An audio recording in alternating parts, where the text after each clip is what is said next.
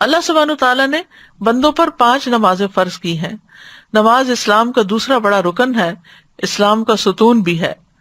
اس دین کی بنیاد اسلام ہے، تو جو اسلام لایا وہ سلامت رہا، اور اس کا ستون نماز ہے.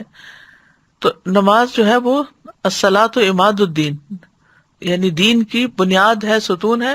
اور اگر کسی عمارت سے ستون ہے اس کا نکال لیا جائے تو عمارت قائم نہیں رہتی. نماز چھوڑنے کو کفر قرار دیا گیا.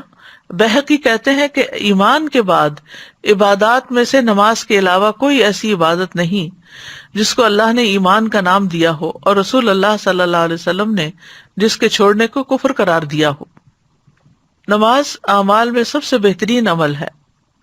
رسول اللہ صلی اللہ علیہ وسلم نے فرمایا، ثابت قدم رہو اور تم ہرگز اس کی مکمل اطاعت نہیں رکھ سکو گے، اور جان لو تمہارا سب سے بہترین عمل نماز ہے، اور وضو کی محافظت وہی کرتا ہے جو مومن ہو.